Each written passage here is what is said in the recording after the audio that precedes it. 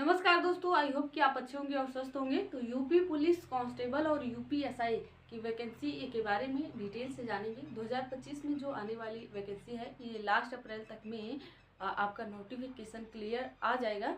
तो आइए उसके सिलेक्शन प्रोसेस और उसके क्वालिफिकेशन के बारे में डिटेल से जानेंगे। तो आइए वीडियो को स्टार्ट करते हैं। जैसे कि यहाँ पे यूपी पुलिस या यूपी पुलिस एसआई या फिर UP police constable new vacancy 2025 के बारे में यहाँ पे डिस्कस करेंगे कि क्योंकि यहाँ पे नोटिफिकेशन जारी कर दिया गया है अपकमिंग सून, मतलब आने वाली है बहुत जल्द। अप्रैल तक में इसका आवेदन स्टार्ट हो जाएगा, लास्ट अप्रैल तक में। फिलहाल अप्रैल तो चल रहा है, लास्ट अप्रैल तक में इसका आवेदन स्टार्ट हो जाएगा।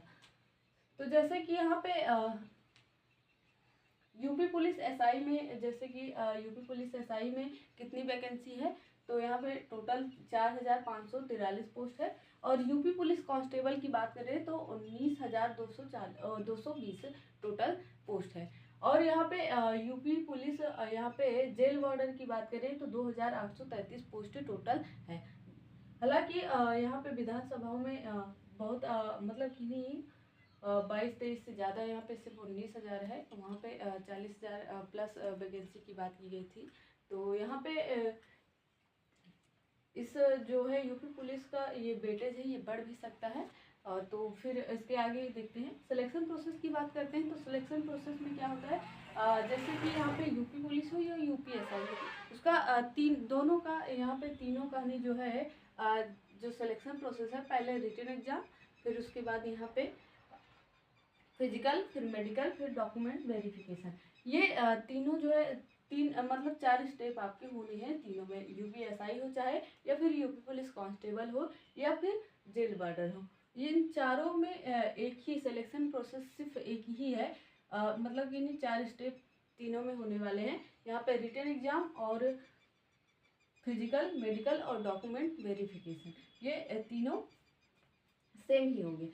सिलेबस की बात करते हैं। जैसे यूपीएसआई में क्या सिलेबस रहने वाला है, जैसे कि एग्जाम क्या होगा, कंप्यूटर बेस्ड होगा, ऑनलाइन होगा। यूपीएसआई का जो एग्जाम होगा वो ऑनलाइन होगा, कंप्यूटर बेस्ड होगा, मतलब कंप्यूटर पर आधारित होगा।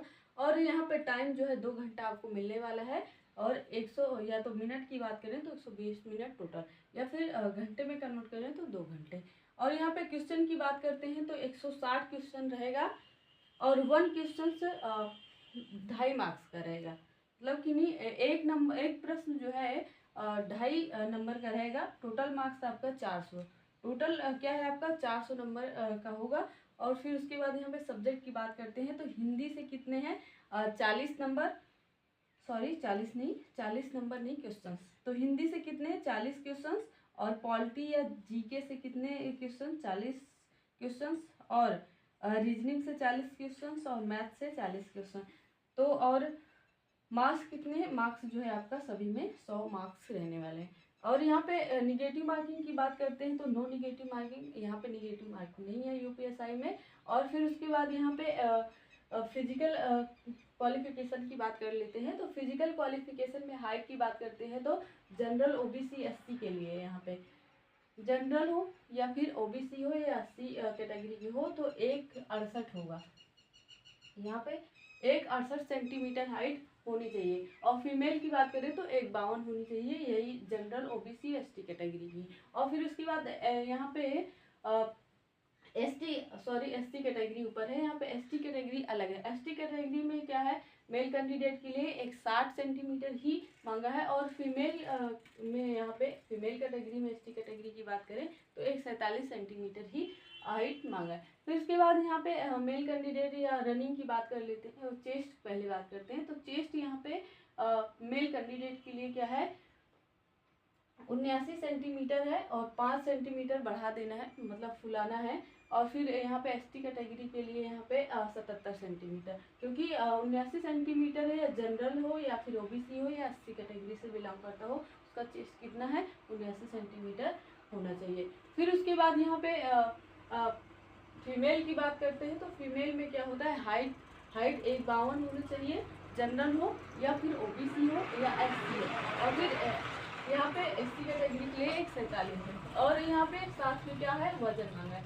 मिनिमम क्या है, मतलब कि नहीं न्यूनतम मतलब जो वजन होना चाहिए वो 40 किलो होना चाहिए। और यहाँ पे पुरुषों का जो है यहाँ पे चेस्ट मांगता है और महिलाओं का वहाँ पे वजन। और फिर उसके बाद रनिंग की बात करते हैं तो यहाँ पे मेल कैंडिडेट के लिए क्या है 4.8 किलोमीटर जो है 28 मिनट में रनिंग करना है, पूरा करना है। और यहाँ पे फीमेल कैंडिडेट के लिए 2.4 किलोमीटर जो है 16 मिनट में पूरा करना है। फिर उसके बाद यहाँ पे यूपी पुलिस कांस्टेबल के सिलेबस मतलब इसके फिजिकल या सिलेबस के बारे में डिस्कस करेंगे, क्योंकि अभी तक यूपीएसआई का था, यूपीएसआई यहाँ से यहाँ तक यूपीएसआई। फिर अब इसके बाद डिस्कस करेंगे UP police constable. UP police constable का भी वही रूल है, मतलब कि नहीं पहले रिटन एग्जाम, फिर उसके बाद फिजिकल, फिर मेडिकल, फिर डॉक्यूमेंट वेरिफिकेशन। सेम प्रोसेस इसका भी है, इसमें निगेटिव मार्किंग है और यूपीएसआई में निगेटिव मार्किंग की बात नहीं है, वहाँ पे नो निगेटिव मार्किंग है और वहाँ पे ऑनलाइन बेस्ड है। और यहाँ पे यूपी पुलिस कांस्टेबल में जो आपका एग्जाम होगा वो ऑफलाइन मोड में होगा भी या नहीं, ये गवर्नमेंट के ऊपर डिपेंड करता है कि पिछले बार तो ऑफलाइन मोड पे हुआ था, इस बार हो सकता है कि ऑनलाइन मोड में हो सकता है या नहीं भी हो सकता है, वो सरकार पे डिपेंड करता है। फिर उसके बाद यहाँ पे जो यहाँ पे पहले तो आपका रिटन एग्जाम होगा यूपी पुलिस कांस्टेबल में भी। तो रिटन एग्जाम में क्या होता है कि जैसे कि यहाँ पे 150 क्वेश्चन टोटल रहेगा और मार्क्स की बात करते हैं तो 300 मार्क्स, यहाँ पे टोटल 300 मार्क्स हैं। और ये भी एमसीक्यू बेस्ड क्वेश्चंस यहाँ पे भी रहेगा, मतलब कि ऑब्जेक्टिव क्वेश्चंस रहेंगे। और फिर यहाँ पे मतलब कि सब्जेक्ट की बात करते हैं तो जीके से 38 क्वेश्चंस आपके पूछे जाएंगे, हिंदी से 35 और मैथ से 38 और रीजनिंग से 37। लेकिन यहाँ पे क्वेश्चन का वेटेज क्या है, घटता बढ़ता रहता है, फिक्स नहीं रहता कि इतने ही क्वेश्चन पूछे जाएंगे, जरूरी नहीं है। रीजनिंग से 50 भी पूछ सकता है, कम भी, पिछले बार इस 50 तक पहुँचा था। तो यहाँ पे इसका वेटेज जो है घटता और बढ़ता रहता है। फिर उसके बाद यहाँ पे निगेटिव मार्किंग जो है 1/4 है। और यहाँ पे जो है यूपी पुलिस कांस्टेबल की यहाँ पे फिजिकल क्वालिफिकेशन की बात करते हैं तो फिजिकल क्वालिफिकेशन में इसमें मेल कैंडिडेट के लिए हाइट की बात करते हैं, जनरल हो या ओबीसी हो या एसटी कैटेगरी से हैं तो 168 सेंटीमीटर होनी चाहिए। और फीमेल कैंडिडेट के लिए क्या है, चाहे जनरल से हो, चाहे ओबीसी हो या फिर एसटी कैटेगरी से हो, तो 152 सेंटीमीटर होना चाहिए।